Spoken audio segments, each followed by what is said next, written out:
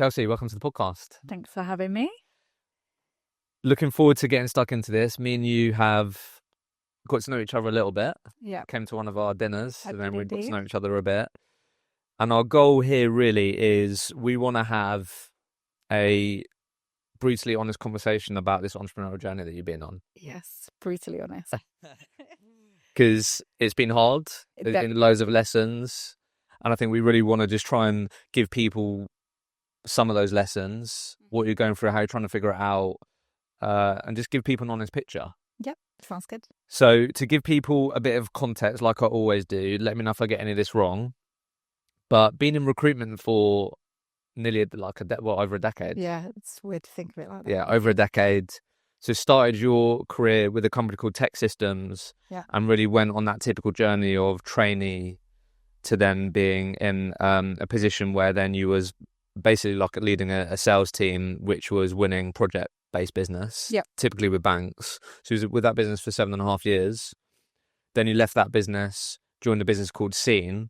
That was in a slightly different role where then you was really focused on developing talent, more specifically people that were working on like accounts and jobs that they were given. And then that's also then where you met your business partner. Yes. Well, I knew him from Tech Systems, like Aston Carter. There's also a bit of history there. Awesome. So then started your business called Unify. Yeah. So we're getting towards 2 years. We are getting aren't we? So we're going to talk about first year, but overall, we're in the trenches right now of the first 2 years of being in business. And as I said to you, I think always helpful context for people. So with your business partner, he gave you just over 100 grand to start that business. Yeah. We're going to talk about you being self-aware in terms of like why that's the path you went down, because I think that's important here. So I know you don't mind me sharing this because I know you want this to be better. Like who doesn't want to be coming on here saying they've done absolutely outstanding numbers, absolutely smashed out of the park? This is just part of the entrepreneurial game, isn't it? Because I know if I was sitting in your seat, I might feel a bit the same in terms of like, I know I want to be doing more, and it's not where we are today, but that's also why I want to have this conversation. Absolutely. So first year, let me know if I get this wrong, build circa 150, 160k. Yeah. Right? And then you made your first hire around mid-October. Yeah, mid-October into November, yeah. So that was, like 6 to 8 months in, 6 to 10 months in? Yeah. Yeah? Mainly perm, 85% perm, but we did have 2 runners out. So there was some weekly GP there, with your background being contract as well, which we'll talk about. And then year to date, in terms of this year 2026, around 100k year to date. Yeah. I know it's been hard. Yeah. I think we said here, like, Q2 was really good. Q3 we got some wins in, but it's been hard. It's been tough. Keeping the consistency has been the really, hardest really thing. tough. Yeah. And then we have one person in the business today, and their position currently is very much like supporting on the delivery side. Purely delivery. Yeah. Delivery. Okay. And then your world now is still very much financial services banks, because that is your network. Yeah. So financial professional services. So my time at Tech Systems was purely the big banks.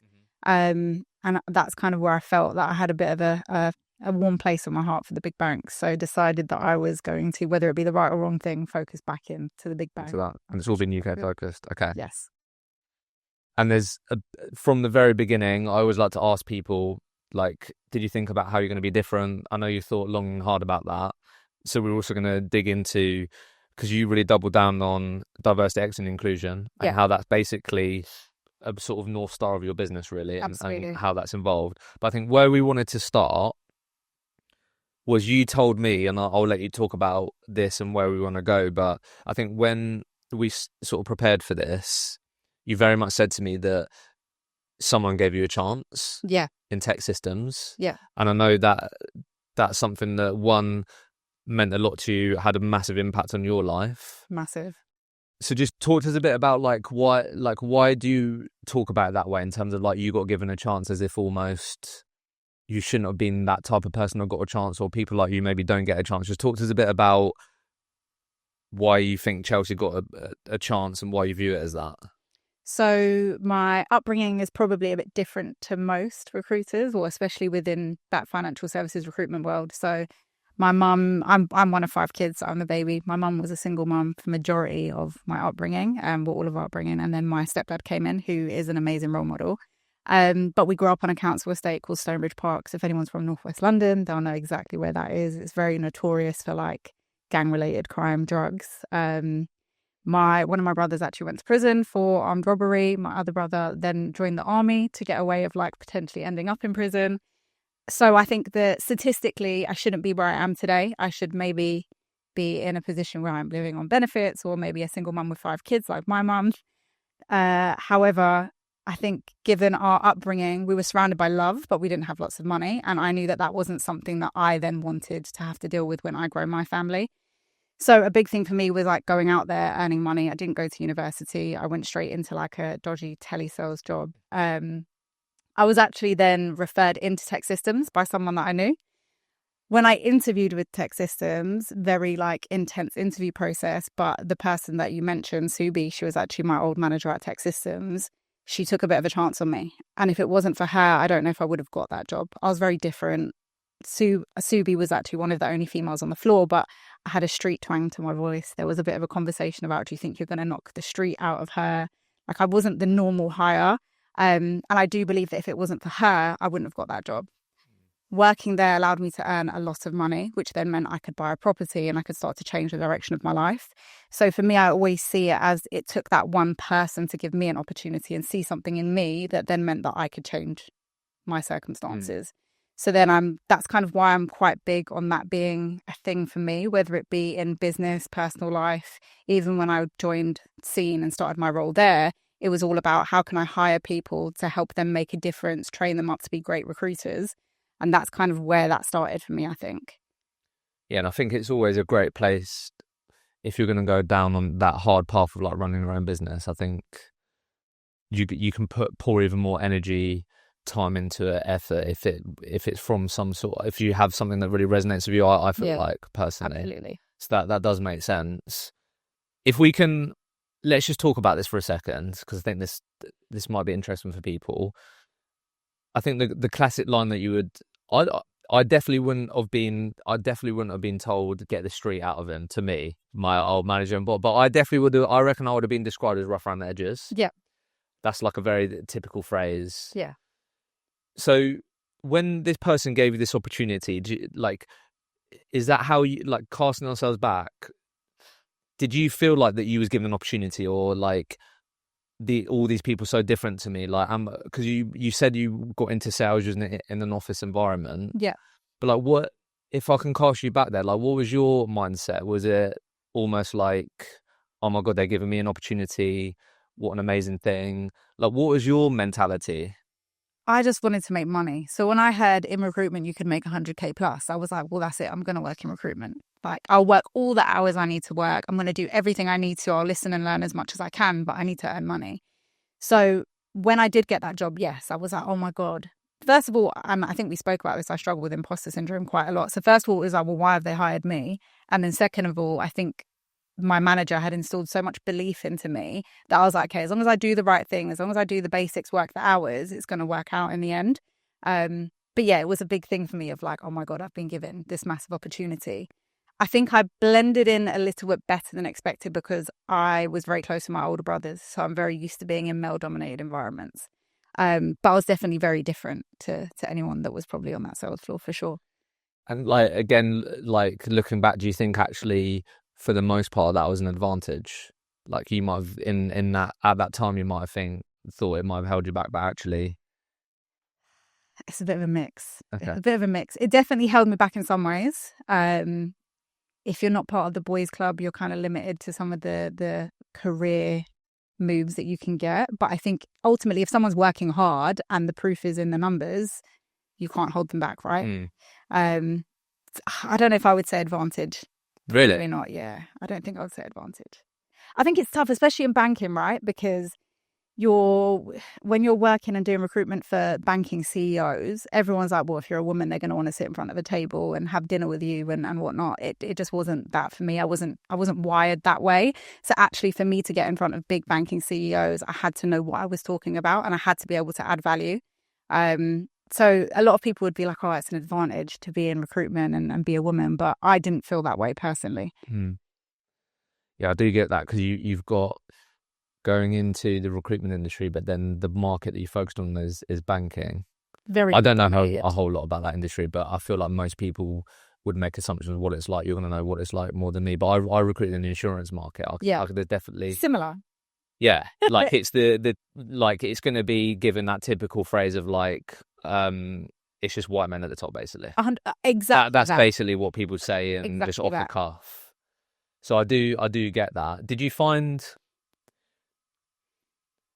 Because I definitely wouldn't have been casted with like get the street out of this person. But did you find early on, maybe you had this in the telesales part of your career and then everything else that you did, but did you really find yourself trying to not be yourself when speaking to people, meeting people, and like putting on some sort of... Yeah, especially because, so I wasn't aware of that comment, but when I had interviewed, my boss at the time had explained to me that there were a lot of grammatical errors in my CV, and I was very aware that I was stepping into something that maybe I wasn't the best educated or I wasn't the brightest in the room. So yeah, I started to speak differently. I started to I was very conscious of the emails that went out. So I'd want them triple checked all the time. And it sounds really straight. I haven't got my curly hair today, but I have curly wavy hair, and I was straightening my hair every day in work. And it sounds silly, but those little things, I wanted to feel a bit more professional. So yeah, I was definitely trying to almost be something I wasn't, especially for the first few years. I think once I proved myself, it was a little bit different. But at the beginning, I was really trying to be the best version of what I thought was the best version I could be. And does that almost... Because I do think, I don't know what you think about this, but I do think, because you've got someone in your team now that I know you're molding and helping. But what I was going to say to you was, does it almost come like full... I do feel like it comes with age as well, where you're more self-aware and you have that ability to sort of bring more of like your authentic self. Yeah. But now, if you think about how you approach work now, I can imagine you're not doing any of those things, but there might be instances where that was required. I don't know. Do you feel like in those early years that was required, or actually you could have brought more of your authentic self and be more of yourself? Or I feel like there is a bit of a... It's a fine line. But I do think that when I started to become more of my authentic self, that's when my billing started to grow. And that's when my relationships externally started to grow. And with the business that I have today, if we're not authentic, it's called out very quickly. And us being authentic is what brings our clients on. So it's a fine line. It's a balance, right? And I think going into the corporate world, something I hadn't ever experienced before, it was like I was trying to fit into a mold, and it worked for a bit. But it was only when I started to be myself that actually my book of business really started to grow. And just to make it practical for a second, what you've given us some physical appearance examples. Yeah. That's easy to understand. But what did that look like on a BD call or a meeting where you would say, I was more Chelsea there versus more of what I thought Chelsea needed to be? Because you just said there, which I'm not surprised to hear, that actually when you felt like you could bring more of yourself and your story, what you're about, connect people in different ways, I can imagine that actually that also showed in my performance. Yeah. But what did that actually look like? Because I think people might be listening to this and actually go, you know what, I'm looking in the mirror right now, I feel like I'm trying to be something that I'm not, and maybe people feel like they have to be that, but actually you just said there that when you changed it went in line with your billings. What did that actually look like? I think it's knowing, it's being able to read a room, right? So it's tailoring it depending on the people you're in front of. So BD for me was probably the scariest part, because you're speaking to people that you feel like are better than you, they're more senior than you, they're more knowledgeable than you. I think in terms of when I started to open up and have normal conversations with people, and it wasn't always about business, and it was bigger than how was your weekend, and started explaining to people what I would do on my weekends, even if it was things that maybe people didn't relate to, that's when it started to kind of open the doors a bit more for me. So as an example, not many people go to church, or they may not, but not people in my workplace had been going to church. So I never used to speak about going to church as an example. However, there were certain clients that I then decided to tell on a Sunday when they said, oh, what have you been up to for the weekend? Oh, I went to church. It was like, oh, that's really interesting. I didn't realize you did that. And it kind of opens up a new conversation. So there were a lot of things that maybe I didn't talk about. I started to pretend that I knew loads about football when I was around men. knew nothing about football. But if like Arsenal had played, I'd be like, yeah, I watched the Arsenal match the other day. So it was, and like they could tell that I didn't have a clue what I was talking about. But I think it was like becoming a bit more comfortable and having normal conversations with these hiring managers who are also normal people and taking interest in their lives. So something that I was really, really good at actually when it came to building relationships were remembering the little things like I would always remember what someone had ordered for a coffee. So the next time I met them, I already had it there waiting for them. So those little things allowed me to become more comfortable with people and then open up and stop talking about football or stop sitting straight and slouching a little bit when I felt I needed to, and stop just talking about business and starting talking about real life really and what I was up to outside of work. And like that, I appreciate you sharing that. That like football example, this is going to, I feel like these sorts of things are like multifaceted, but I'm just interested to hear your take on this. Because again, like how you approach your business, the people that you speak to, the people that you want to help, did you feel like you had to do that? Or was that just something that you thought would give you an edge? Do you know what I mean? Like, was that... That's such a really interesting conversation. I think it just happened because that's what I was surrounded by. I was surrounded by a lot of white males and that's what they would talk about on the desk. So it's not even just building relationships externally with senior stakeholders and hiring managers. It was also building relationships internally. Like, how do I make people like me if they're not going to care about the things I do on the weekend? So I think it just kind of, I didn't have to be like that, but it just kind of happened. And how... I do think it matters, so I hope you don't mind me asking, but like, how old was we like this sort of period of life? So I think I joined when I was 21. So early 20s? Yeah, early 20s. I think that's a factor as well. Definitely. Because I don't know, I mean, if I speak to my early 20-year-old self, yeah, I'd like to think I had some self-awareness, but I was still very much on that journey. Yeah. You're still figuring out who you are, you care about people's opinions. 100%. You're definitely trying to like figure out who you are, what you're doing, because most people just fall into recruitment anyway. But also, like, I think from the background I came from, I didn't want to fail. So I was so conscious of what people thought about me at the beginning anyway. What people thought about me. Am I fitting in? Do people even like me? Do I belong here? I was very, very conscious of that at the beginning. As time went on, that obviously changed. And I think that comes with billings as well. Once you start to prove yourself, you then relax a little bit. But yeah, at 21, you're still figuring out who you are. And I'm in a completely different environment to what I'm used to. I'm around different people, not the people I grew up with, not what I'm used to. I'm not going home to the same kind of homes that they're going to. So that also played a big part in it as well, I think. And do we feel like, I'm trying to then try and bring this home in terms of how this might help people that might be in that chapter of their life right now or situation. Do you feel like you have to go through that chapter to then recognise, no, I don't need to try and be someone that I think people need me to be actually? When I enjoy work, when I feel like it's going better, or just overall when I actually enjoy work more, is when I'm actually just being more of myself and sharing more of myself. Yeah, I do. Because I feel like it would have been, if we're being really truthful from what I'm hearing, it would have been like, we can give the advice of like, bring more of yourself to work, but like, would you have felt confident enough to do that at that time? I'm not sure. Like, would you have went around the office and people said, "Oh, Chess, how's your week?" And it was like, "Yeah, I went to church." Like, I don't know. Like, do you think actually you would have been able to do that at that stage of your life? I don't know. It's a really tough question. I've never looked back on it like this, to be honest. I think bring yourself to work and bring all of you to work. There's a very fine line between bringing too much of yourself to work, especially if you're from a different environment. I think as long as what you're doing is the best version of you and isn't causing anyone any harm, there's nothing wrong with it. What really helped me though is I actually ended up making a lot of close friends at Tech Systems as an example. And the closer I built friendships, the more of myself that would come out and the more I felt comfortable. And again, going back to imposter syndrome, I had a good friendship circle around me, but also an amazing boss that would pull that out of me and make me believe in myself. And then that's when slowly I could become myself. Ultimately, I think you do have to go through a journey of figuring out what that looks like for you. But I don't think anyone should have a 10-year career being someone that's not them. That just sounds exhausting and like not fun. Definitely not. Feeling horrible, really. Yeah, definitely not. Yeah, I do think just have to figure that part out. But hopefully the message here is you can get to that point where you're like, because that just sounds exhausting and just not as fun. Like I'd way rather, like if someone says like, oh, what did you get up to, and these types of things, versus like, I'd rather not lie than. Definitely. Do you know what I mean? Yeah. You end up also just becoming a bit quiet because you don't really want to comment on too much sometimes.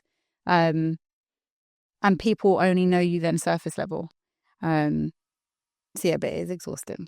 Because I think to add like the tactical element here from a recruitment standpoint, and it's quite right what you said, when you actually then bring more of yourself to your work conversations, it gives you different paths to connect with people. And at the end of the day, candidates, clients, they're people.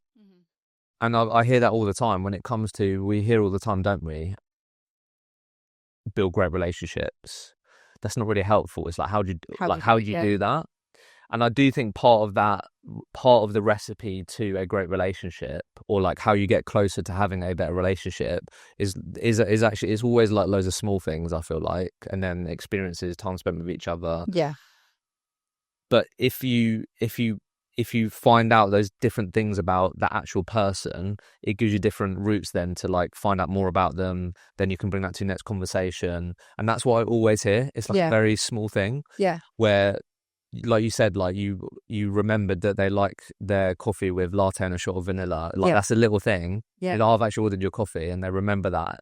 And then, or then like the church conversation, that opens a whole another path. It's like, oh, actually, yeah, my sister-in-law actually, or my mother-in-law is really religious, and then that opens up a whole nother thing, doesn't it? Yeah. It is a tactical thing. Absolutely. And that it just made me think of something. So since starting Unify, on my LinkedIn bio, I've put a bit about my background. So at my first job, I didn't go around shouting about that my mum was a single mum, my brother went to prison, etc.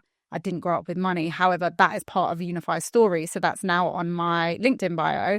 The amount of people that when I'm, especially for exec level headhunting type roles, that when I call, like get them on the phone, they say, oh, by the way, I've read your LinkedIn and it really resonated with me in X, Y, and Z, or it's really inspiring to see what you're doing. I never used to get that. But because I've kind of put my story out there and people are like, actually, that's an authentic version of her, it's bringing in a new type of relationship for me with candidates and clients. So yeah, it kind of ties into exactly what you said. And I think this is why when I tried to understand a bit about you launching Unify, I've got this written down. I'd start a business, but not with my own money. Yeah. Tell us why you, because this is a conversation with Pete, was it maybe? Yeah.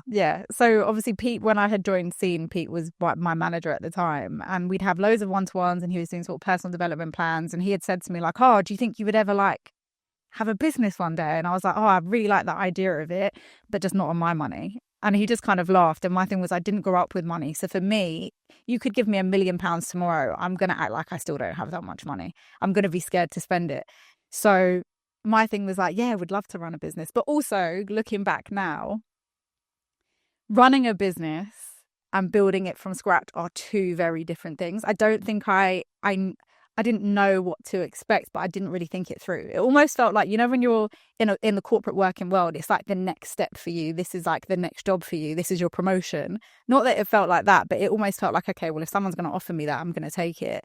But I felt like running a business was stepping into a tech systems or a Scene and running a business that was already built. I think I underestimated what running a business from scratch actually meant. But I was very big on, yeah, I would love to do that, but definitely not on my money. I wasn't going to waste my money doing it. That financial security has always been a big pillar for you. Yeah, as I've got older, I've learned that like financial security is almost like a value of mine. It sounds strange, but anything that links into a lack of financial security, I have like instant anxiety. So even stepping into building a business, knowing that actually this might not work and I could be left with no money, no job, that is scary for me. But when I'm fortunate enough to have people like Pete who have actually seen something in me, they believe in me. And then that's where the conversation was, well, actually, I'll invest. You do what you need to do and build the brand. I'll support you. I'm not really going to do the day to day, but I'll give you the money. And that's kind of then what led into the conversation of Unify.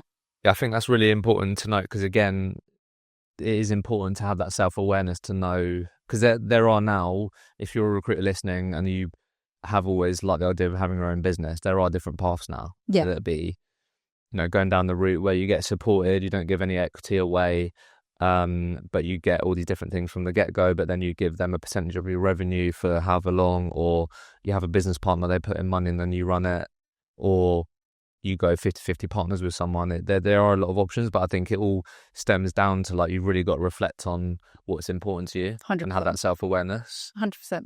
I think, like, going into that as well, I didn't really do my research. I didn't know what was good when it came to starting a new business in terms of whether you do it on your own, whether you do it with someone, what the split should be, what the share should be. I think, but I trusted Pete.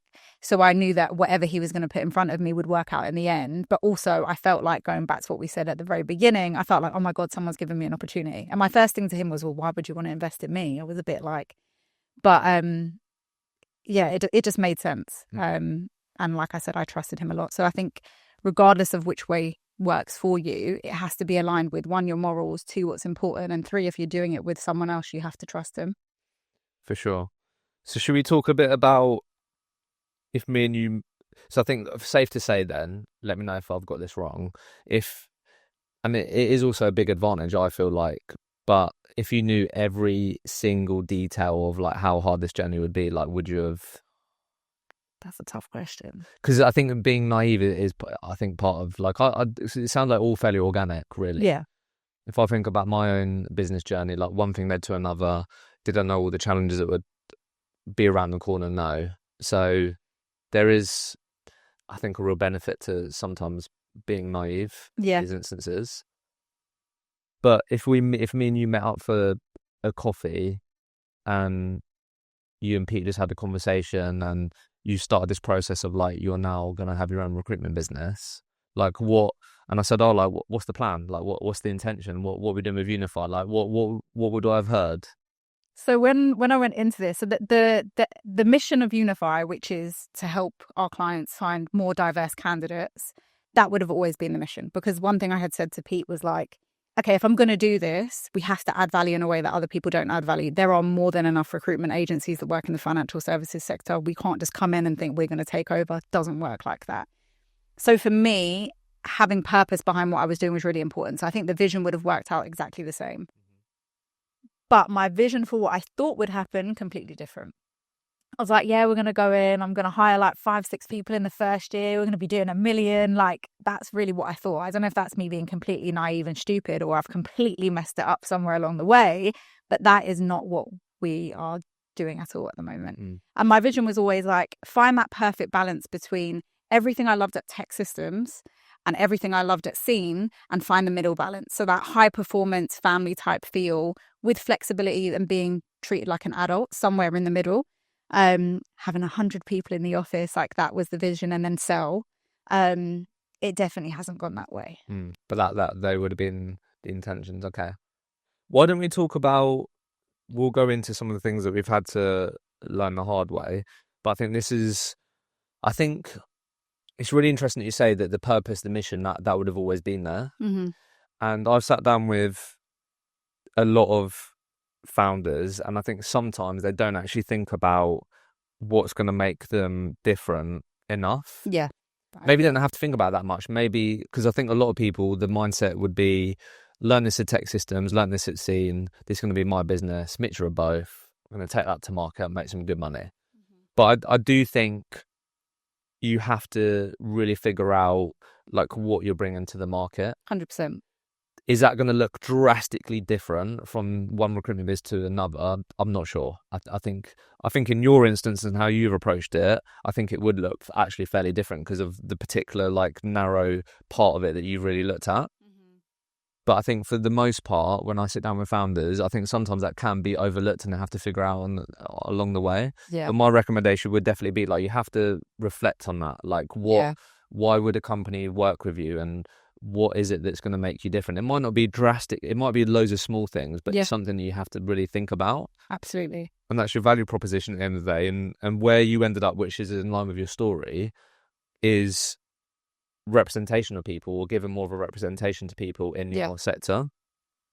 So should we just talk about this, because we can get granular in this, like, I think it's safe to say there. I don't know if there's two camps in particular, but I 100% feel like, I'm just going to be really truthful here. Yeah, I think there'll be plenty of people out there that feel like D&I is something that people just do because it's virtual signaling, tick box exercise. Do they actually care? Yeah. All that.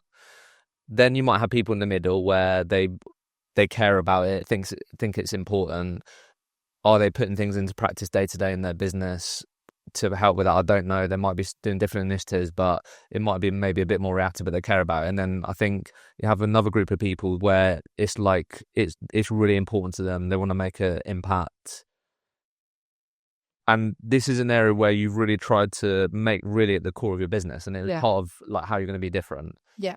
So why don't we just talk about this part? I've got a full breakdown of like what this actually looks like, because I think that'll be interesting for people to hear, like in the recruitment process, how you're approaching it, how we're thinking about D&I. But again, if we were to sit down in that early period, I know you thought about this a lot, like what did this actually sound like in terms of like we're different because, like how would you have articulated that or spoke about it from a D&I angle? Because that's really what you went down. Yeah. To be fair, when we first started and we went out to clients, like old clients of both mine and Pete's, and started researching whether this is something they would buy into and be interested in, at first it was, we are only going to supply diverse candidates. We quickly got a bit of a reality check that that's not the interest of everyone. And also that's almost excluding people as well, because does that mean we don't send the white male from Cambridge? So our main promise to our clients now is every shortlist we send will be a majority of those from underrepresented groups. So as an example, if we send you 4 CVs, 3 will definitely be underrepresented, and that could be gender, ethnicity, socioeconomic background, neurodiversity, a range of things, and 1 maybe a white male that went to Cambridge. So that's kind of the starting place for us. The way we do that has developed as time's gone on. So at the beginning, it was like, well, I always see diverse candidates because I'm a diverse candidate. But then hiring internally, so my first trainee, she is also a diverse person. So therefore, when she's sourcing, she's more open to finding diverse candidates, because whether we like it or not, we all have an unconscious bias, including myself. And I have to check myself sometimes. So it's making sure that when we're hiring internally, we're hiring diverse trainees and diverse associates, etc. And then it's also being quite heavily involved in the right groups and the right networks. So we're quite big on going to not even just the big diversity networking groups, but also like on meetups, like the small diverse networks and diverse groups. Once you're in the room with diverse people, you're more likely to then be referred diverse people into your network. So we're really big on referral based like networking as well. Would that have just been a big part of us to like, if like when you're presenting yourself to companies in that first year, you would have said like, and this is why we're different, we work with underrepresented people in the industry. Would that be a big part of it? Oh, 100%, because obviously your clients, they're not stupid. They're gonna like call you out if it sounds like you've just put together a company that finds underrepresented talent. They're gonna be like, hey, well, how do you find them, right? We couldn't just say, oh, well, we go on LinkedIn. Like, you've got to have more to it than that. Obviously, we do use LinkedIn, but as long as you're in the right rooms, you will be referred a lot of diverse talent anyway. And you have to be aware of those unconscious biases. But yeah, that's one of the first things when we go on a pitch to a client is like, okay, so how do you find this talent? Another thing we do as well is we're quite involved with a couple of like social mobility charities. So we volunteer for the brokerage as an example. Once you're then in those events and you're invited to their events, you're then in a room with clients who care about social mobility and diversity. So they have some quite big banking clients who partner with them. And when we go to the events, we're around like-minded people. So you're more likely to then be signed up to their PSL, and they actually care about it because you know that they're involved in those networks and groups. Right, I got it, yeah. And then like commercially. Yes. Did I like, you're clearly passionate about it as part of your story, and actions speak louder than words. You're talking about how you do it, how you're involved, and that's continued to evolve over time. But like, did it open up more doors? Did it get you through do you feel like it helps? I definitely feel like it got us in the room. Okay. However, do I feel like it's probably impacted us profit-wise? Absolutely. However... In what as in? So I definitely feel like there are definitely roles that maybe we've missed out on because one, speed, we may not always be as quick because obviously we've got quite a targeted, diverse headhunt that we're doing if people aren't in our network. So obviously when you've got these big, huge agencies that already have a book of people that can do the job, we may not be the quickest, which then means that they're probably going to fill the job. And then also whether we like it or not, those unconscious bias still exist in interview processes and we can't control that, right? So ultimately we can give you the diverse candidates and we can also give you someone who's not diverse in that process, but we can't hire the person. The client picks the person at the end. So I definitely feel like at times maybe that's impacted the money we could have made. However, our first year was very much about feeling out the process, building the network and signing clients. Signing clients and signing the right clients are two very different things. We definitely had clients sign us that we've not really seen much from and we know they're hiring. And it's almost like not a tick box exercise, but if the client signs us, they can also say, well, in our diversity inclusion policy, we have actually got a diversity recruitment agency. Do you think that happens?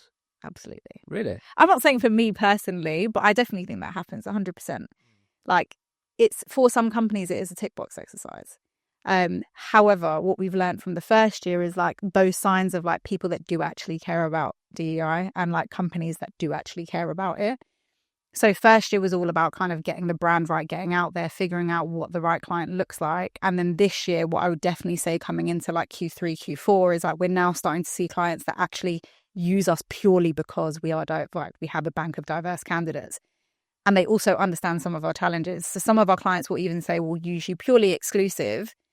And then if we don't find candidates over a period of time, then we'll bring on our other agencies because they know that the process can sometimes be a bit slower. Finding that balance of like purpose and profit is quite hard. But I'm a massive believer still in kind of the vision of Unify. And I think we've just touched the surface. And I think although we're not where we need to be, I'm excited for next year because I feel like we've trialed a few things out. Yeah. So sorry, I don't know if that's kind of answered your question. Do you think you're way more in the trenches at this? So I'm just curious. In your industry, like are companies targeted on as in diverse? Yeah, how diverse their teams are, or is that not a thing? Or? Different for different companies. Some companies, especially kind of the big banks, to be honest, have like targets in place for certain things. So it might be females or Black heritage and exec level leadership. But some companies, they don't really care about it, and some have it as a goal instead of a target. What we did see shift though is when Trump actually was elected, the conversations we were having started to die down. So any kind of big client that had American presence or American headquarters all of a sudden didn't care about DEI, and it was like it's not a priority for us anymore. But yeah, there are companies that are targeted on it, and they're kind of the companies we go for are the companies that post about diversity. You can see they have internal initiatives around diversity. It's all over their LinkedIn. And then when we get in front of them, if we find out there's a target against their DEI stats, then that's definitely somewhere we want to be working. And then how do we, like, I'm just being really honest here, like us from that. So how do we, and like you're just way more in the trenches of this. So it's just someone trying to maybe, because I know all these things are like just so multifaceted. There's just so many like layers to it. So many. So where does like the line around, surely the goal is the best person for the job gets the job? Always, yeah. But like I think that, so that's what I mean. Yeah. And that's why kind of finding the right client is important. Yeah, because I feel like, let me know if I'm wrong here, but like if you would speak to someone in your network and they were in that community of people and they felt like they got the job because of that, I'd like to think that most people wouldn't like that. Yeah, 100%. Like you want to feel like you're getting a job because, yeah, like you deserve it and you've worked hard for it and you're the best person for it versus I feel like that would have the opposite effect. Yeah. I don't know. No, it's exactly true. And like to point out, we're not putting candidates in front of clients that can't do the job. However, unconscious bias plays a part in the interview process. So our thing is, but even before you get to the interview process, the recruitment agency you're working with, there is an unconscious bias from that point there. So our thing is, we make it a point to make sure we find you underrepresented candidates that can do the job, who maybe might not have been put in front of you by other agencies because it's very transactional with other agencies. So we're not going to shove someone down their throat who can't do the job. It's like, we're just going to open your eyes to some of the market that maybe you wouldn't have seen. It's also tough as well, especially when you get to leadership type roles, because if I use women as an example, we haven't been working as long as men, right? So generationally, we're a little bit behind unless you give a woman a chance who maybe is 90% right for the role, but not the best for the role, but has all the other characteristics that mean that you can train her to that level and she's going to be dedicated. Like, unless we start hiring those kind of people, we can't change the needle at all. So it's finding that balance of, I'm going to put people in front of you that maybe you wouldn't have even seen from other agencies because they're kind of like overlooked, to also, okay, but let's open your eyes to more than just the skills that are on their CV, but actually the characteristics that go into making this person good for your business as a whole. So it's tough, but what we don't do is put people in front of clients that can't do the job. And like and then in terms of let me know if I get this wrong, but so I've got this stat here, which is pretty cool. 91% of placements in the first year were diverse hires. Yes, I'm pretty proud of that for our first year. Yeah, that's pretty cool. So like, how would you define how would you define a diverse hire? Yeah. So for us, it's a range of things, right? So anything that could be seen as a blocker to entry. So that could be gender, ethnicity, socioeconomic background, which is kind of like the class that you grew up in, really like the social class. Neurodiversity, diversity, and also something which I wasn't aware of at the very beginning of setting up Unify, but is age. So you tend to find people that are like 50, 55 plus really struggle to get back into the working world, which became apparent to me when my stepdad struggled. Right. So for us, it's like anything that could be seen as a blocker.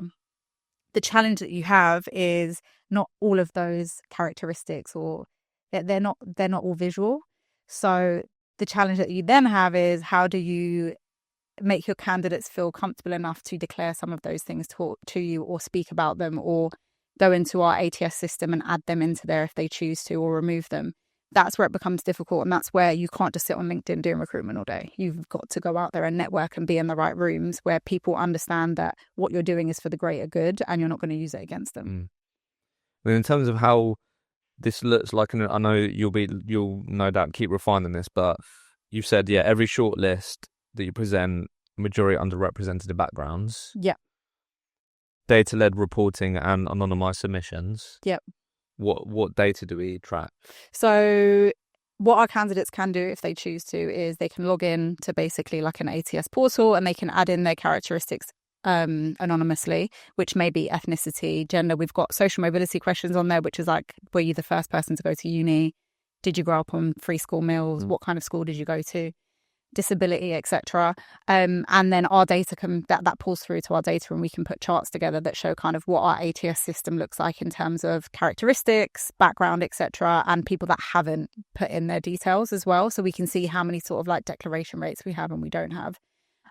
So that's actually something that we send out to all of our clients that we work with at the end of every year, and we do a bit of a newsletter as well. So from like a data and reporting piece, we look at that. And then also we kind of go through that data with each individual, but myself and my trainee every quarter to see, okay, how are we stack ranking against this? Are we sticking to our promise? Are we sticking to our word? Where do we need to work on? What do we need to do a bit differently? And then like so what's going through my head is like, if me and you work together, and I'm a financial service business, I can get to the end of that process knowing that we've got a great person and the best person for the job, but during that process I've worked with someone and partnered with someone that is probably way more aware than the typical recruitment partner on the unconscious biases, who they're speaking to, they're not speaking to, which then means that like by us working together, we've actually been able to be mindful of those things, which I guess is a net positive 100%. Under the sort of diversity category. 100%. And it all stems back to the recruiter you're working with. And it's not even the agency you're working with, it's the recruiter within that agency. Because the way I viewed some CVs or some candidates back in the day would have been very different to the person sitting next to me.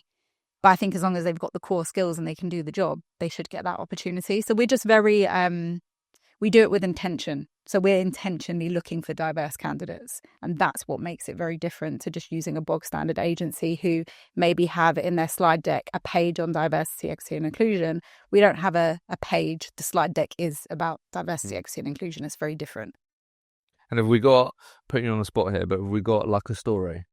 that stands out that really, because you would have like that's a really amazing stat that you should be super proud of, that 91%. Yeah. But I think, okay, we may not be where we want to be commercially. Yeah. I have no doubt you're going to get there. But I'm sure you've had some really cool experiences along the way that's made you go, this is why I fucking started this business. 100%. Give me one of them. So I can give you two. One for myself, one for my trainee. One of my first placements into it was a banking client. It's a designer. He ended up getting quite a hefty pay rise. I won't say, just in case the client is listening. But he was self-taught. So he taught himself design, UX, UI, all via YouTube. So when I had first met this hiring manager, all of his team had like gone to university. He was a bit like, they don't have to have gone to university, but I need to see they've worked in incredible companies. I came across this guy. I knew he would be perfect culturally for the team, but actually the eye that he had was very different to anyone in the team.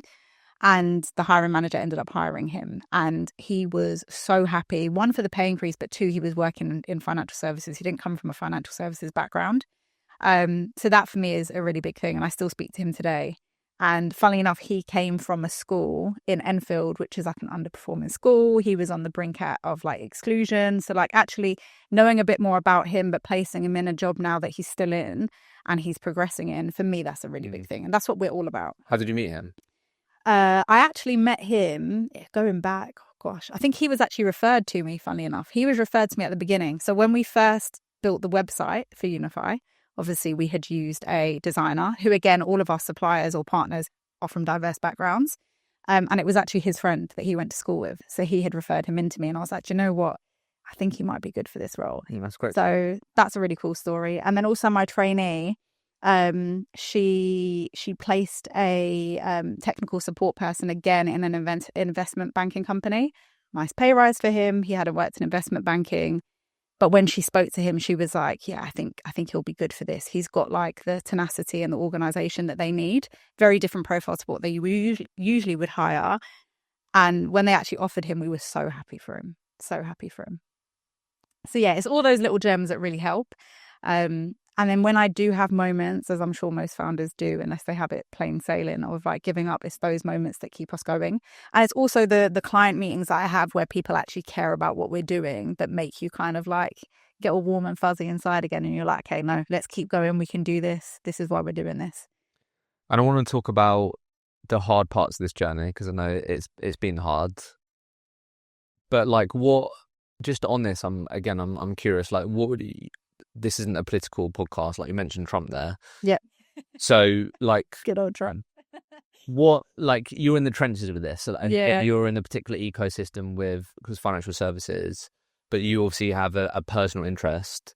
So like what would you say is the stance of like the sort of current, like how would you describe the current situation or where we're at in terms of organizations caring about D&I, actually doing stuff versus companies? I think obviously, again, I'm outside looking in here, but I think part of why people push back is people ended up in positions just to fit certain D&I criteria versus like being good at the job or right for the job. Mm-hmm. Again, multifaceted, but like what's the current situation with it?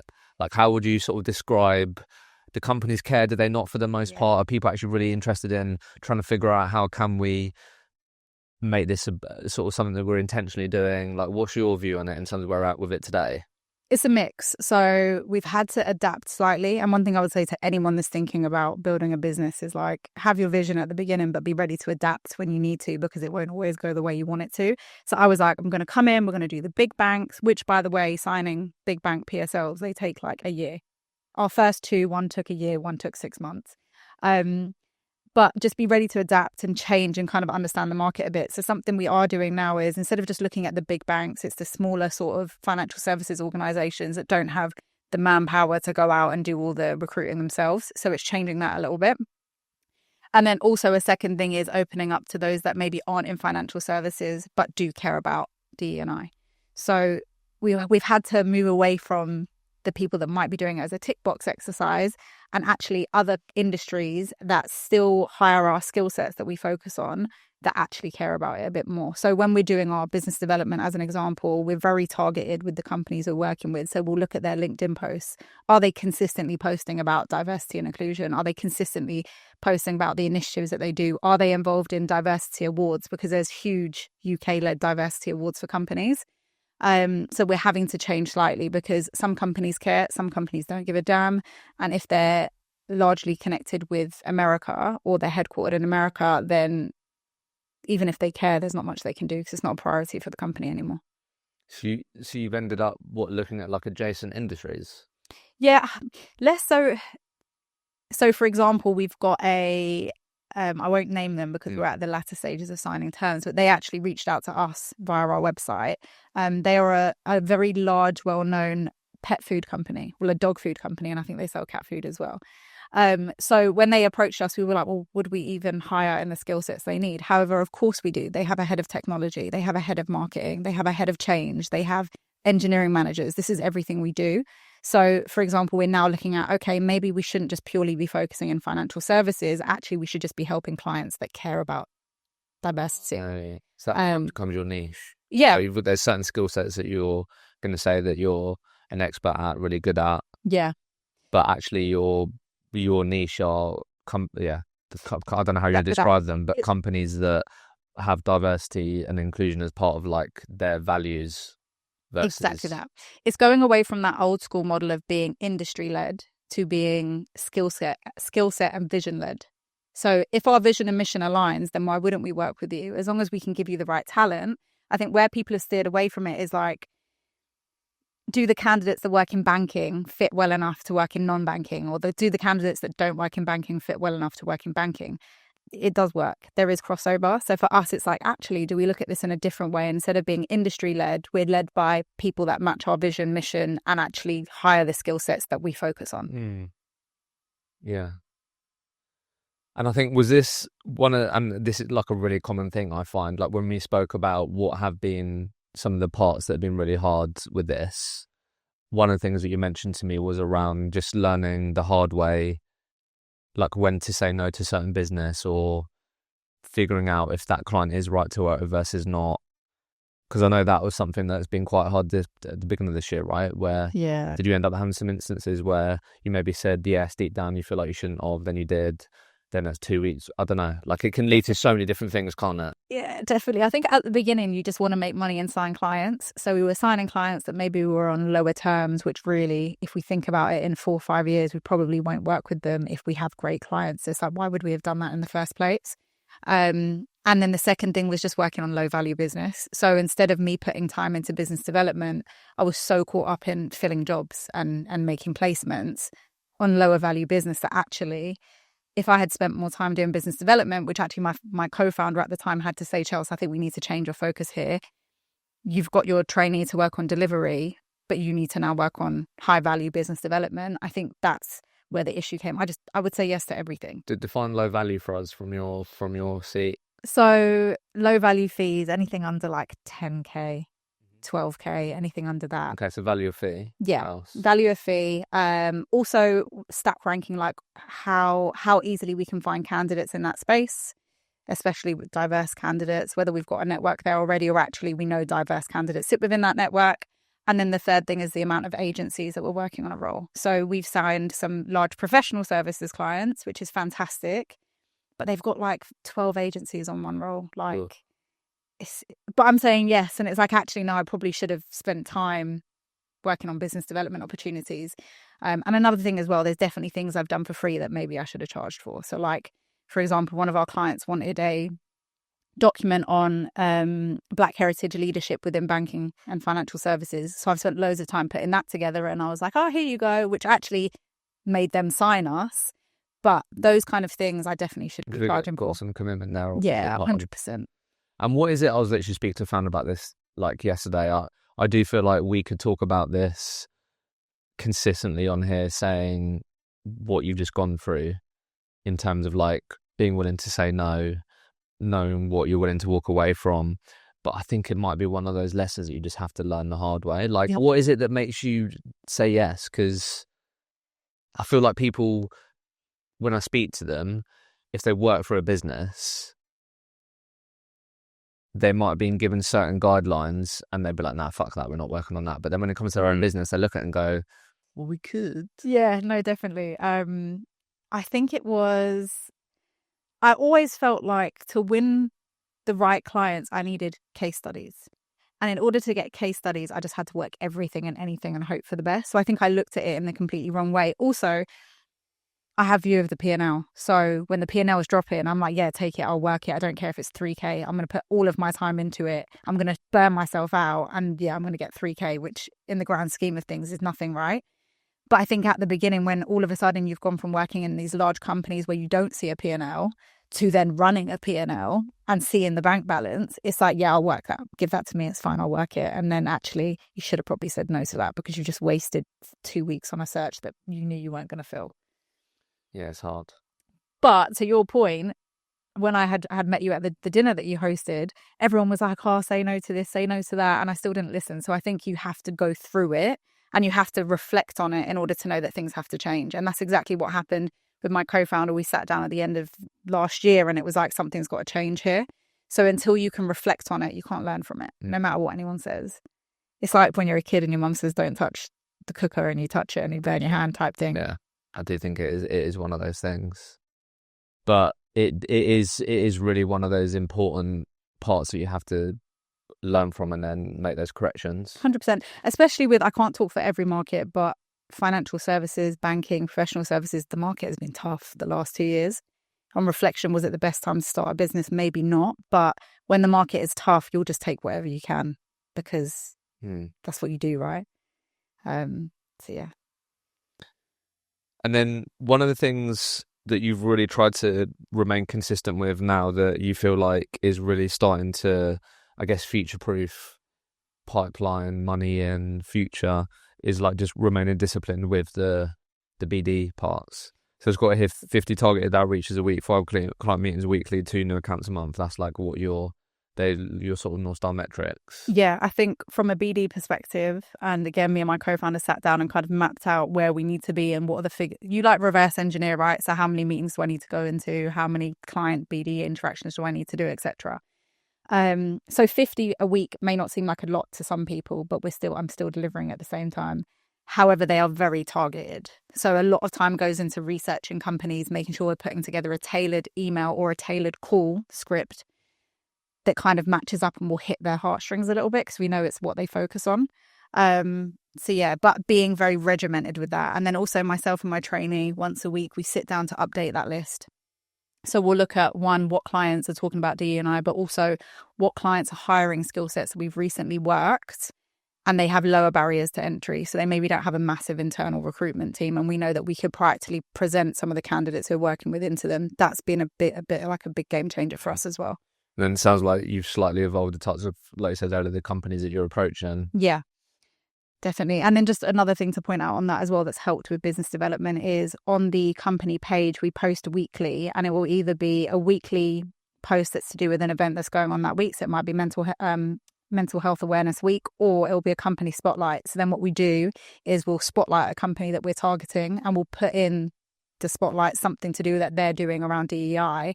And then we'll tag in head of talent, head of DEI, head of technology. And then they see the post, they like the post, they repost it. And then all of a sudden we start a conversation with them. And it's not about, can we help you with your recruitment? It's, would love to discuss your DEI initiatives. And then it kind of gets you in the room as well. Yeah. Then did you go down the AI rabbit hole and try and do some of this with AI, do the heavy lifting, or have you been straight, let's just keep things super relevant, targeted? Do you know what? It may have held us back a bit, but I haven't really explored the AI route. So we don't have sequencing. We don't have sequencing. I'm really against it because at the beginning, I want the brand to be very authentic. Don't get me wrong; it takes up a lot of our time, and I'll probably save a lot of time if I have a sequence going. But at the beginning, I just wanted to trial it out being very authentic. The only thing we do use is ChatGPT to help us with scoping out clients.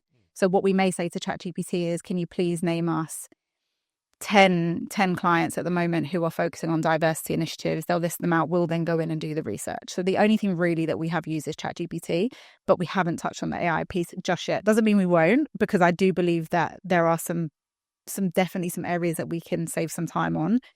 But for me, it was like, let's be authentic first. Let's trial this out ourselves before we get a robot involved in doing our jobs for us. Yeah, no, my 2 pence would have been, I think, I think you'll get more out of sending 10, like doing the legwork of like finding those 10 companies that 100%. Really match up with what you believe are the types of companies that you can do great work with. I'd probably prioritize that versus trying to like systemize all of that and then get like 500 emails going out, and then it may not be relevant for everyone.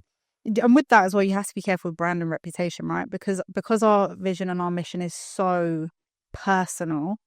If we then send out the wrong kind of outreach, it just tarnishes the brand, and we just become another agency that says they do something that they don't. And that I'm very, very, very conscious of. I would hate for someone to be able to go onto LinkedIn one day and say, well, these guys chat a load of rubbish. They don't actually do what they say, and they don't care about what they do either. That's something that I'm very conscious of because of the field that we play in. And has that been, would you say, what else has been really hard here? You've mentioned imposter syndrome quite a lot. Is it like more just your own mindset, beliefs has been really hard about this journey so far, do you think? I think imposter syndrome has played a big part, but I think what's even bigger is like, even though I'm a co-founder, it's lonely.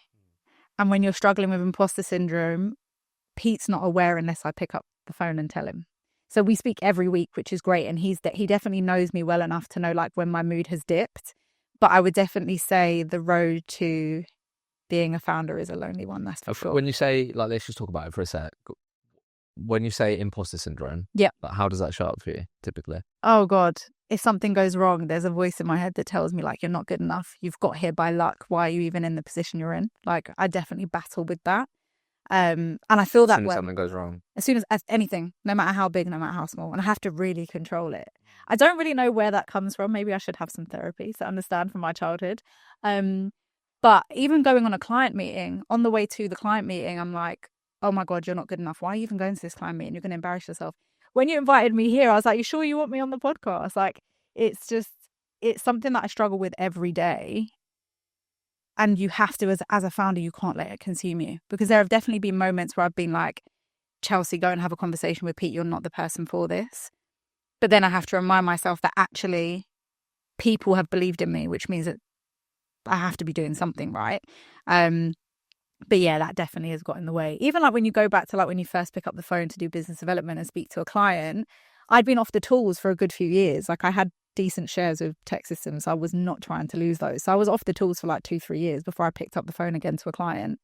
But when you first do that and you get your first rejection, you're like, oh, what's the point? Why am I even doing this? Like, you're not even good enough. You're only here because you're lucky. That's exactly how a lot of my career has felt. So that's been tough. But I have a good network of supporters around me, which is helpful, both at home and then with Pete, and also my manager from Tech Systems, Subi. She's like one of my closest friends now. So I have a good network. You've got to be willing to speak to them though. That's the thing. So yeah. I can definitely relate to that. Like if ever I've over time got way better at like communicating to my wife about being on this business journey. Yeah. Because I think that's a whole other thing as well, particularly when you're early on. You just expect them to sort of understand. But whenever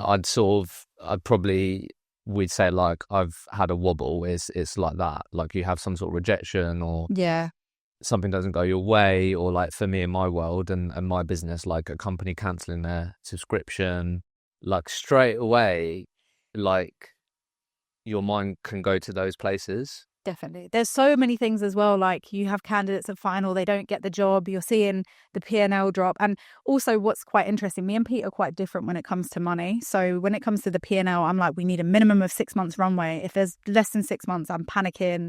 I'm probably crying behind closed doors, saying I'm not going to have any money or have a job.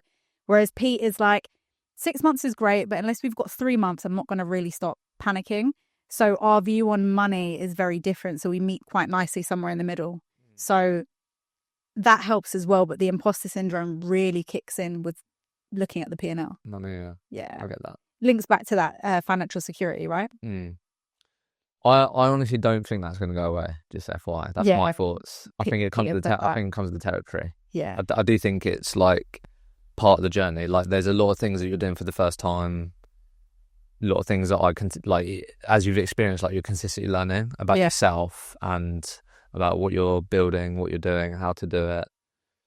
So I've almost tried to like accept it, surrender to like it comes with it's like part of what it is. Yeah. The only thing that's helped me quieten that voice, which I'd sort of say to you that might be helpful, is if ever that voice gets really loud, I'll just go to evidence. Yeah, no, because that isn't that's truth. Like that's factual. There's no emotion there. There's no self-doubt. It's like I've got a folder of evidence which basically says your company, your product's not shit.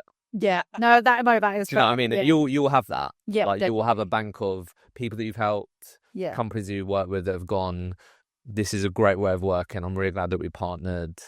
Like you will have that evidence, and like that can't be denied. Yeah, no. So whenever I'm like really up in my head, I have that, or I would go to that, and it's just other usual stuff, making sure like go for walks, your other stuff, your other part of your house is in order. Because I feel like if you're really not performing outside of work, that's always going to impact like that voice being louder more consistently. Do you know what I mean? 100%. When I'm burnt out and stressed, it's even worse. So that will be my only like, it's not a silver bullet, but I think you're better off going to evidence, and like the more evidence that you build, you can't deny that. Yeah, 100%. That's where the self-belief comes from. Exactly. And that's something that Pete's actually really, really good at. Even before coming to here, the first thing he said to me is like, remember some of your achievements, because I know what you're like. Like I always tailor to, but we could have done this better. And I think that's the part of me that always wants to learn and be better. But equally, me and Pete will have reflections. So every quarter we'll look at, okay, what's gone well for the quarter. At the end of the year, what have we done that's actually really good? And again, going back to evidence. So that's why we started tracking how many placements are we making that are diverse candidates? How many testimonials are we getting where people are actually recognizing us and saying in the testimonial, I really enjoyed working with these guys because they showed us diverse candidates. I think your question when we spoke before was like, okay, Chelsea, like, let's be serious. I went to one of your clients. Would they actually say like, yeah, Chelsea's given me diverse candidates? And I'm like, actually, yeah, the proof is in the pudding. We've got evidence that is the case. So that going back and reflecting, I would definitely say to people, to your point, when you're struggling, go back and reflect on what's worked and what you've done well, and just leave those things that you could have improved on to the side for a little bit. There's a time and a place for those conversations. Yeah, because you're never going to struggle to find those. No, especially and I feel like when you're a recruiter and you work in this industry, in order to be good, you're always self-critical. You're always trying to do better. So I think that's some of the things that make us great recruiters, but also hold us back at the same time. For sure. So going into this part of the year, yes, how are we thinking about this next chapter of the business? I feel like you've made some moves, maybe some slight tweaks to like who you're focusing, reaching out to, trying to do business with. Yeah. Obviously, you've got some good examples now that you can say to yourself, like, no, I'm saying no to that work. I'm saying yes to that work. So we're feeling, because I know there's been some tough months this year. Yep. But how are we feeling going into the end of this year, start of next year, business-wise? Definitely excited. I definitely feel a bit more prepared. We've got a good Q4 at the moment. We've got like 200k worth of business on the table that we're working at the moment, which for us is a lot right now.